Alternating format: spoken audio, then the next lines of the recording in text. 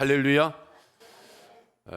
오늘 우리 시대를 볼 때에 정말 선한 지도자가 얼마나 중요한가라고 하는 것을 이제 우리가 볼 수가 있습니다. 지도자의 그 영향력이 대단하다라고 하는 거죠. 그래서 성경에서도 보게 되면 주로 하나님께서 이스라엘의 왕을 세웠고요. 그리고 그 왕들을 통하여서 하나님의 뜻을 이루어가는 것을 볼 수가 있습니다. 그래서 왕들이 선한 이런 왕이 되게 되면, 즉 하나님을 바라보고 하나님을 의지하게 되면 그 백성들이 평강을 누리는 삶을 살아가게 되는 것이고, 그리고 지도자가 잘못된 이런 모습으로 세워지게 되면 그 백성들이 곤고한 삶을 살게 되더라라고 하는 것을 이제 우리가 배우게 됩니다. 그래서 선한 이런 지도자, 좋은 지도자를 만나는 것이 얼마나 중요한가라고 하는 겁니다. 여러분, 여호수아 시대 때 하나님께서 가나안을 정복하게 하지 않습니까? 그런데 사사시대에 들어가게 되면 정복했던 그 땅을 다 빼앗기게 됩니다. 350년 정도의 영적인 이런 암흑시대가 오게 되는데, 그 이유가 무엇이었는가 하면 사사기 2장 7절 말씀에 보니까 여호수아와 그 시대에 있었던 그런 사람들, 사사기 2장 7절 좀 보여주세요. 왜 사사시대가 영적으로 타락한 이런 시대가 되었는가 하면, 여호수아와 그리고 하나님의 기적을 체험했던 이런 사람들이 다 죽고 난 이후에 하나님에 대해서 알지 못했던 이런 사람들이 죄를 범하게 되고 우상을 섬기게 되었다 하는 겁니다. 7절 말씀 한번 볼까요? 백성이 여호수아가 사는 날 동안과 여호수아 뒤에 생존한 장로들, 곧 여호와께서 이스라엘을 위하여 행하신 모든 큰 일을 본 자들이 사는 날 동안에 여호와를 섬겼더라. 그리고 10절 말씀 볼까요? 그 세대의 사람도 다 그 조상들에게로 돌아갔고, 그 후에 일어난 다른 세대는 여호와를 알지 못하며 여호와께서 이스라엘을 위하여 행하신 일도 알지 못하였더라. 여호와 시대 때, 그리고 여호수아 시대 때 함께했던 그 장로들, 하나님의 큰 일을 보고 체험했던 이런 사람들이 있을 동안에는 하나님의 놀라운 역사 가운데 이스라엘이 부흥하는 일들이 있었지만, 이제 여호수아가 죽고 그리고 또 하나님의 기적을 체험했던 이 장로들, 지도자들이 죽은 이후에 이스라엘의 후손들이 누구를 몰랐어요? 하나님을 알지 못했다라고 하는 겁니다. 그 하나님을 알지 못했기 때문에 자기 소견대로, 자기 생각대로, 자기 욕심대로 살아가게 되고 결국은 잘못된 결과를 초래하게 되었다라고 하는 것을 우리에게 말씀해 주고 있습니다. 그러므로 여러분, 이 영적인 지도자, 좋은 지도자, 선한 지도자 만나서 그분들의 가르침과 영향을 받고 살아가는 것이 얼마나 중요한가. 그런 의미에서 우리 자녀들에게 저와 여러분이 좋은 부모, 좋은 지도자가 될 수 있기를 주님의 이름으로 축원을 드립니다. 우리 자녀들에게 하나님이 살아계시고 하나님이 붙들어 주시고 하나님께서 역사하신다라고 하는 사실을 간증을 하고 여러분 가르치고 교훈을 할 수 있는 이런 영적인 신앙의 부모들이 되어져야 한다라고 하는 거죠. 여러분, 지금도 교회마다 가보면 나이 드신 분들이 많습니다. 젊은 분들은 별로 없습니다. 그 이유가 뭔가 하면 우리의 신앙이 지금 자녀들에게도 후손들에게도 계승되어지지 않는다라고 하는 겁니다. 정말로 우리가 이 시대 가운데 정말 필요하고 중요한 하나님의 살아 계신 생명의 말씀, 은혜의 말씀을 우리 자녀들에게, 후손들에게, 다음 세대에게 전하는 이런 놀라운 은혜가 임할 수 있기를 주님의 이름으로 축원을 드립니다. 역대하 24장 15절을 보게 되면 여호야다 제사장인데요, 여호야다가 나이가 많아 늙어서 죽게 됩니다. 그리고 16절에 보게 되니까 이제 무리가 다윗성 여러 왕의 묘실 중에 장사하였으니 이는 그가 이스라엘과 하나님과 그의 성전에 대하여 여호야다라고 하는 제사장이 좋은 선을 행하였기 때문에 다윗 왕 여러 왕의 묘실 중에 장사하였어요. 그래서 이 제사장 여호야다의 영향력 아래 있었던 요아스가 하나님이 기뻐하시는 영향력 있는 선을 행하는 삶을 살았는데 17절 말씀에 보니까 누가 죽습니까? 여호야다가 죽은 후에 유다 방백들이 와서 왕에게 절하매 왕이 그들의 말을 듣고 18절에 그의 조상들의 하나님 여호와의 전을 버리고 아세라 목상과 우상을 섬겼으므로 그 죄로 말미암아 진노가 유다와 예루살렘에 임하니라. 여호야다라고 하는 제사장이 살아있을 때 하나님의 선한 영향력을 받을 때에 요아스라고 하는 이런 왕이 선을 행하는 이런 삶을 살아갔지만 지도자였던 여호야다가 죽고 이제 다른 이런 방백들이 요아스에게 악한 영향력을 끼침으로 말미암아 요아스뿐만 아니라 그 악한 이런 방백들로 말미암아 이스라엘에게 진노가 내렸다라고 하는 사실을 말씀하고 있지 않습니까?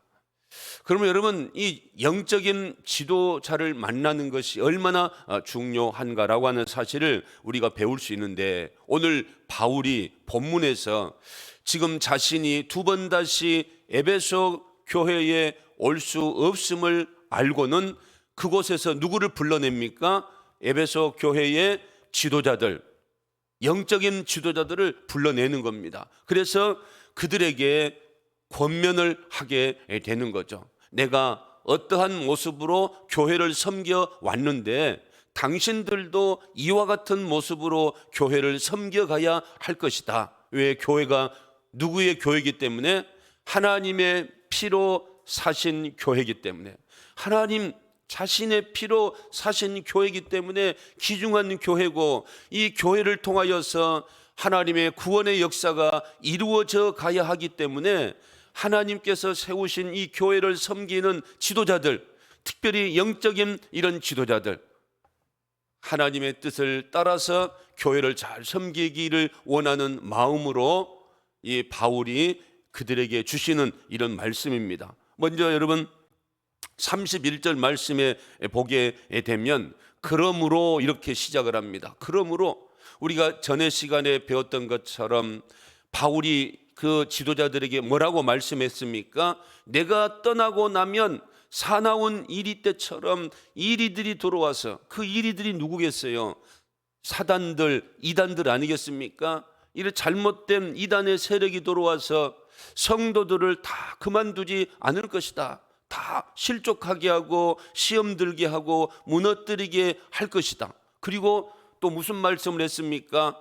교회 안에 있는 여러분들 중에도, 지금 바울의 말씀을 듣고 있는 여러분들 중에도 자기 주장을 앞세워서 자기를 드러내기 위해서 성도들을 미혹해서 교회를 힘들게 하는 사람이 분명히 있을 것이다라고 바울이 말하고 있지 않습니까? 그러므로 말씀하면서 31절 다시 보면 여러분이 일깨어 이렇게 말씀을 하고 있습니다.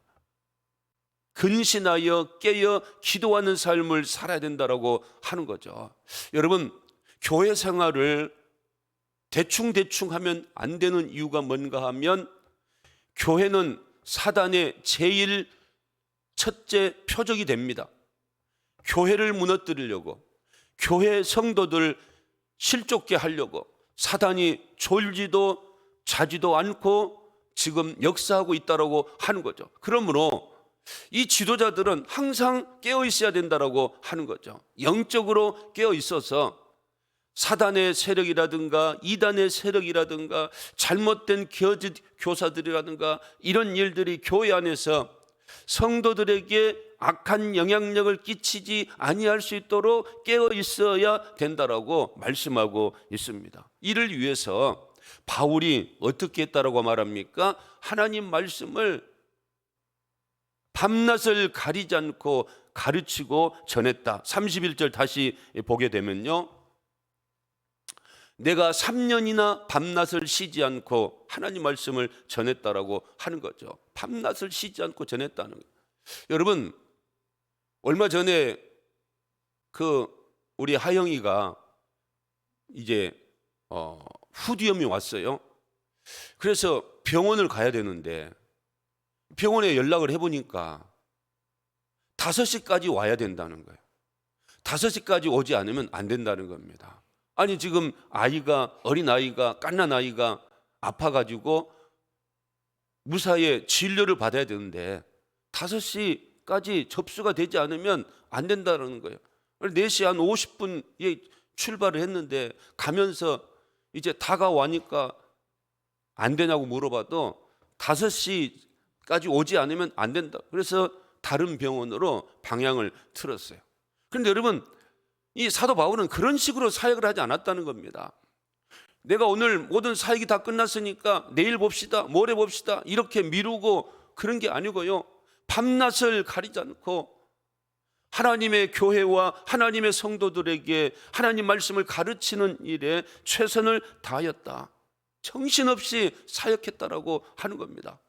그리고 그것을 증명하는 게 뭔가 하면 31절 말씀을 보니까 또 뭐라고 말하고 있습니까? 밤낮 쉬지 않고 무엇으로? 눈물로 각 사람을 훈계하던 것을 기억해라. 눈물을 흘려가면서 사도 바울이 3년 동안 있으면서 내가 에베소 교회에 계속 머물 수 있는 것이 아니기 때문에 그 정해진 기한에 언제 떠날지 모르지만 내가 떠나도 이 교회와 성도들이 하나님 말씀으로 구별하며 분별하며 세상을 이겨내고 이단의 유혹에 넘어가지 않고 시험에 들어서 실족하지 아니할 수 있도록 눈물을 흘려가면서 정신없이 밤낮을 가리지 않고 하나님 말씀을 전했다. 이렇게 말씀을 하고 있습니다. 여러분, 정말 저도 이 말씀을 이제 보면서 내가 이 바울처럼 이와 같은 모습으로 목회를 하고 있는가라고 하는 것들을 물어보게 되었습니다. 내 자신에게 물어봤어요. 정말 그런 모습으로 밤낮을 가리지 않고 성도들에게 좋은 꼴, 좋은 양식을 먹이기 위해서 최선을 다하는 이런 모습으로 목회를 했는가라고 하는 것들을 한번 물어보게 되었고요. 여러분, 그렇다고 한다면 우리 구역장이나 우리 교사들을 한번 자신들에게 한번 물어보기를 바랍니다. 내가 우리 구역 식구들을 위해서, 내가 우리 학생들을 위해서 정말 눈물을 흘려가면서 그 구역 식구들, 또 우리 어린 학생들을 가슴에 품고 내가 열심을 다해서 안타까운 마음으로 기도하고 말씀을 준비하고 최선을 다하는 이런 모습으로 내가 그들을 섬기고 있는가, 내가 어떻게 감당하고 있는가라고 하는 것들을 생각해 볼 수 있는 기회가 될 수 있기를 바랍니다. 밤낮을 가리지 않고 눈물을 흘려가면서 그리고 각 사람을 훈계했다라고 하는 거죠. 설교를 할 때는 대중적으로 하게 되지만 여러분, 이제 예배가 끝나고 평일에는 이제 각 사람을 향하여서 각 가정을 신방하면서 각 사람에게 하나님 말씀으로 훈계했던 것을 기억하라, 이렇게 말씀하고 있어요. 왜냐하면 여러분, 바울이 떠나게 되면 그 사나운 이리떼와 같은 그런 잘못된 이단의 세력들이 교회를 흔들 것을 알고 있다라고 말씀했어요. 그리고 지도자들 중에서도 자기 편 만들기 위해서 성도들을 자기 편으로 끌어들이려고 하는 그런 지도자가 너희들 중에 있을 것이다라고 내가 알고 있다라고 말씀하셨다라고 하는 거죠. 그러므로 이 영적인 이런 지도자들, 정말로 이단의 세력에 넘어가지 아니하도록 하나님의 그 양무리들을 잘 관리하고 지키고 가르치고 양육하는 일에 최선을 다할 것이고, 그리고 자기 편 만들려고 하는 일에 최선을 다하지 말라라고 지금 바울이 내가 어떻게 목회했는가라고 하는 것을 기억하라 이렇게 말씀을 하고 있습니다. 그러면서 32절에 보니까 바울이 이제 교회와 그리고 이 지도자들을 누구에게 부탁하고 있는가 하면 한번 읽어볼까요? 지금 내가 여러분을 주와 및 그 은혜의 말씀에 부탁한다. 그 말씀이 여러분을 능히 든든히 세우사 거룩하게 하심을 입은 모든 자 가운데 기업이 있게 하시리라. 아멘. 지금 내가 여러분을 누구에게 부탁한다라고 말씀하고 있습니까? 다른 사람에게 부탁한다라고 말하지 않고요. 누구에게? 하나님과 하나님의 은혜의 말씀에 부탁한다 이렇게 말씀하고 있어요. 정말 사도 바울은 하나님의 교회와 그 성도들 이들이 바른 믿음의 삶, 온전한 이런 삶을 살아갈 수 있도록 하는 것은 세상의 그 어떤 것도 아니고요. 하나님 말씀이다. 하나님 말씀이다. 여러분 시편 1편에 보게 되면 악인의 꾀 그리고 또 죄인의 길 그리고 오만한 자의 자리에 앉지 않을 수 있는 유일한 방법은 내 지식과 내 의지와 내 능력에서 나오는 것이 아니고 오직 무엇입니까?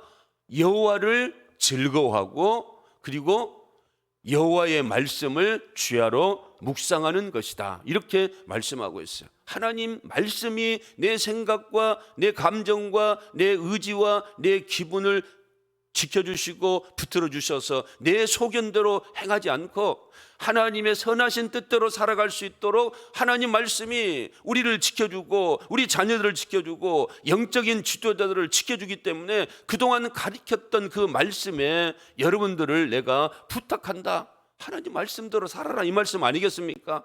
하나님이 가르쳐 주신 그 말씀대로 3년 동안 내가 밤낮을 가리지 않고 눈물을 흘려가며 훈계했던 하나님 말씀, 그 말씀 붙들고 살아야 된다. 그래야 뭐가 있다? 기업이 있을 것이다. 하나님의 은혜와 하나님의 축복을 누리는 삶을 살아갈 것이다 라고 말씀하고 있어요. 여러분 다윗도 시편 119편 165절에 이런 말씀하고 있지 않습니까? 한번 읽어보겠습니다. 주의 법을 사랑하는 자에게는 큰 평안이 있으니 그들에게 장애물이 없으리이다. 무엇을 사랑하는 자에게? 주의 말씀을 사랑하는 자에게 무엇이 있어요? 큰 평안이 있을 것이다. 두려움과 걱정과 염려가 있으면 어떻게 우리 마음 가운데 평안함이 있겠습니까? 그렇지만 하나님을 사랑하고 하나님 말씀을 사랑하는 자에게 큰 평안이 있을 것이고 무엇이 없을 것이다? 장애물이 없으리로다. 이렇게 말씀하고 있어요. 어려움이 없을 수가 있겠습니까? 이 광야 같은 여정 살아가면서 장애물이 없을 수가 있겠습니까? 그런데 내가 모든 문제와 어려움과 힘듦이 장애물처럼 여겨지지 않는다라고 하는 거죠. 왜? 주님이 나와 함께 하여 주심을 믿는 이 믿음을 가지고 아무것도 염려하지 말라라고 하는 주의 말씀을 가지고 두려워하지 말고 걱정하지 말고 염려하지 말라라고 하는 그 말씀을 가지고 내가 의로운 오른손으로 너를 붙들어 주시리라 주리라라고 하는 이 말씀을 붙들고 살아가기 때문에 하나님 앞에 모든 염려를 맡기는 삶을 살아가기 때문에 하나님이 책임져 주실 것을 믿는 이 믿음을 가지고 살아가기 때문에 장애물이 없는 것처럼 보여질 뿐이다라고 하는 거죠. 장애물이 있겠지만 장애물이 없는 것처럼 보여지기에 내 마음 가운데 큰 평안함이 있을 것이다. 누구에게? 주의 법을 사랑하는 자에게. 여러분 그래서 우리가 좀 하나님 말씀에 대해서 다시 한번 새겨 들었으면 좋겠습니다. 하나님 말씀을 가볍게 여기지 마시기를 바랍니다. 하나님 말씀만이 우리를 길이요 진리요 생명 되신 예수 그리스도로 말미암아 저 영원한 영생의 나라 하나님께로 안전하고 온전하게 인도해 주실 줄로 믿습니다. 그래서 여러분 히브리서 4장 12절에 보게 되면 하나님 말씀은 살아있는 말씀이다라고 하는 거죠. 그리고 또 운동력이 있어서 좌우의 날씨 어떤 것보다 예리하여 혼과 영과 및 관절과 골수를 찔러 쪼개기까지 해서 우리 마음의 생각과 뜻이 하나님이 기뻐하시는 이런 믿음의 삶을 살아갈 수 있도록 고쳐가신다라고 하는 거죠. 하나님의 은혜로, 하나님의 성령으로, 하나님 말씀으로 충만한 사람들의 특징은 자기의 유리와 유불리를 따지는 것이 아니고 하나님이 기뻐하시는가, 하나님이 기뻐하시지 않는가, 선을 행하는 삶을 살아가고자 노력하고 애쓰는 사람이 되어진다라고 하는 거죠. 여러분, 다윗이라고 하는 사람이 사울에게 얼마나 쫓김을 받습니까? 10년 동안 광야에서, 동굴에서 비참한 그런 삶을 살아가게 되는 거예요. 2번이나 사울을 죽일 기회가 있었습니다. 부하들이 죽이자라고 말합니다. 그리고 지금 모든 사람들이 다윗에게 여론의 지지가 높습니다. 죽여도 누가 왜 죽였느냐라고 말 한마디 안 할 겁니다. 그토록 사울은 민심을 잃어버렸고요, 여론의 그 지지가 없는 이런 상황 가운데 또 다윗이 억울하게 지금 도망다니고 있다라고 하는 사실을 알고 있기 때문에 많은 사람들이 이제 다윗을 지지하게 될 겁니다. 그렇지만 다윗은 생각을 합니다. 하나님의 뜻이냐, 하나님의 뜻이 아니냐, 이게 중요한 것이지 내가 지금 유리하냐 불리하냐 이게 중요한 것이 아니다라고 하는 사실을 깨닫고 그가 죽이지 않지 않습니까? 하나님께서 기름 부어 세우신 종인데 내가 어떻게 하리까라고 하면서 하나님 앞에 맡겨드리지 않습니까? 하나님이 그 다윗을 귀한 종으로, 귀한 성군으로 쓰고 사용하지 않습니까? 여러분, 디모데후서 3장 16절 17절에 보니까 성경은, 하나님 말씀은 하나님의 감동으로 된 것으로 우리에게 교훈과 책망과 바르게 함과 의로 교육하기에 유익한데, 그 이유가 뭔가 하면 하나님의 사람으로 온전하게 하며 모든 선한 일을 행할 능력을 갖추게 하려 함이라. 하나님 말씀만이 우리로 하여금 선을 행할 수 있는 능력을 주신다라고 하는 거죠. 여러분, 이 선이라고 하는 것은 우리가 말하는 선이 아니고요, 하나님이 기뻐하시는 이런 생각이고 이런 뜻입니다. 여러분 보세요. 민주주의는 여론을 말하고 있습니다. 그래서 여론의 지지가 높아야 모든 것들이 가능하게 되어집니다. 그렇다면 그 12명의 정탐꾼들이 가나안을 정탐하고 왔어요. 10명이 많은 대다수의 사람이 안 됩니다, 우리 들어가면 안 됩니다라고 말하지 않습니까? 그래서 많은 이스라엘 백성들이 누구의 말을 듣습니까? 그 대다수의 말을 듣게 되는 거예요. 소수 여호수아와 갈렙의 말을 듣지를 않습니다. 이처럼 오늘날 민주주의가 이렇게 조금 위험한 게 뭔가 하면 하나님의 뜻과 상관없이 사람들의 그 지지도만 바라보기 때문에. 그런데 여러분, 그 지지도가 중요한 게 아니고 하나님의 사람은 누구의 지지도가 중요합니까? 하나님의 지지도가 중요하다, 하나님의 뜻이 중요하다. 누가 뭐라고 한다라고 할지라도, 수많은 사람이 옳다라고 할지라도 하나님이 아니다라고 한다면 그것은 해서는 안 될 것이다. 하나님 말씀만이 우리로 하여금 하나님의 선하신 뜻을 이루는 삶을 살아갈 수 있도록 하게 된다라고 하는 거죠. 여러분, 그래서 이게 하나님의 사랑과 하나님의 용서, 하나님의 뜻을 행하는 이런 모든 것들이 우리의 감정적으로, 우리의 또 이성적으로 되어져서는 안 된다라고 하는 거죠. 왜냐하면 때로는 우리가 우리의 이성으로, 우리 감정으로 도저히 이해가 안 되고 도저히 순종할 수 없는 그런 말씀들이 얼마나 많습니까? 하나님 말씀은 여러분 의지를 가지고 해야 될 줄로 믿습니다. 하나님 말씀이니까 내가 하는 거다. 하나님 말씀이니까. 사랑하라고 했으니까 내가 사랑하는 거다. 용서하라고 했으니까 내가 용서하는 거다. 여러분, 우리가 어떻게 사랑할 수 있겠습니까? 나에게 해꾸질하는 사람을 어떻게 사랑할 수가 있겠어요? 그렇지만 오늘 사도 바울이 하나님을 사랑하는 마음으로 35절 보게 되면 뭐라고 말하고 있습니까? 33절 보게 되니까 내가 아무의 은이나 금이나 의복을 탐하지 아니하였고 여러분이 아는 바와 같이 이 손으로 나와 내 동행들이 쓰는 것을 충당하여 범사에 여러분에게 모본을 보여준 바와 같이 수고하여 약한 사람들을 돕고 또 주 예수께서 친히 말씀하신 바 주는 것이 받는 것보다 복이 있다 하심을 기억하여야 할지니라. 여러분, 자기 것을 들어가면서 말씀을 가르치고 그리고 또 약한 사람들을 수고해서 도와주는 것, 이거 여러분 우리의 이성적으로 도무지 불가능한 것이지만 주는 자가 주는 것이 받는 것보다 복이 있다라고 하는 예수님의 말씀에 의지해서 사도 바울이 그런 삶을 살았다는 겁니다. 주고 나누어 주고 흘러보내고 용서하고 사랑받는 이런 삶, 이런 사역을 바울이 하게 되었다라고 말씀하고 있지 않습니까? 여러분, 이런 사랑은 어떤 사랑이겠습니까? 주님의 사랑 아니겠습니까? 바울이 왜 많은 사람들에게 매를 맞고 돌을 맞고 정처 없이 떠돌아다니면서 억울한 삶을, 죽을 고비를 넘겨가면서도 그들을 미워하지 않고 사랑할 수 있었는가 하면 바울이 그런 사랑을 받았기 때문에 그렇다는 거죠. 여러분, 그래서 사랑받지 못한 사람은 진정한 사랑을 할 수가 없습니다. 사랑을 자기가 받아봐야 되는 거예요. 그런데 바울이 어떤 사랑을 받았습니까? 마태복음에 보게 되면 이런 말씀 있지 않습니까? 1만 달란트 빚진 자, 그리고 100데나리온 빚진 자 나오지 않습니까?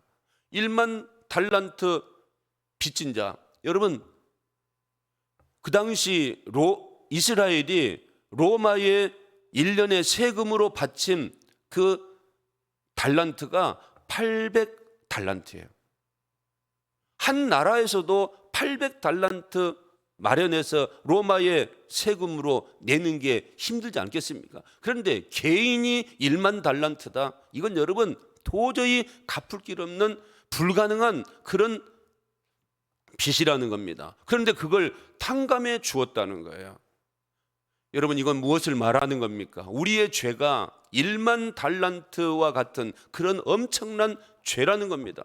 우리의 힘과 우리의 능과 우리가 아무리 애쓰고 힘쓰고 노력하고 수고해도 갚을 길 없는 그런 빚, 하나님께서 단번에 예수 그리스도의 십자가로 말미암아 탕감해 주지 않았는가 하는 거죠. 그런데 그렇게 탕감받은 사람이 나가다가 자기가 빌려준 100데나리온 이거 갚지 않는다라고 해서 그 사람을 고발을 하는 것을 보고는 어때요? 다시금 탕감해 주지 않는 그 사람을 불러가, 내가 1만 달란트를 탕감해 주었는데 너는 100데나리온 그걸 탕감해 주지 못해가지고 고발을 하느냐라고 책망을 하는 이런 말씀이 있지 않습니까? 여러분, 바울이 그토록 열심을 다하여서 최선을 다하여서 생명을 다하여서 눈물을 흘려가면서 3년 동안 밤낮 없이 에베소 교회 성도들을 위하여서 억울함도 있고 피곤함도 있고 답답함도 있고 안타까움도 있지만 최선을 다하여서 하나님의 말씀을 가르치고 가르쳤던 그 이유는 뭔가 하면 자기가 하나님께로부터 주님으로부터 받은 은혜가 너무너무 감격스럽고 감사하기 때문에 용서할 수 있고 사랑하는 마음으로 자기 자비량으로 교회를 섬기는 이런 모습들, 여러분, 우리가 정말 그 하나님의 은혜를 깨닫는 저와 여러분 될 수 있기를 주님의 이름으로 축원을 드립니다.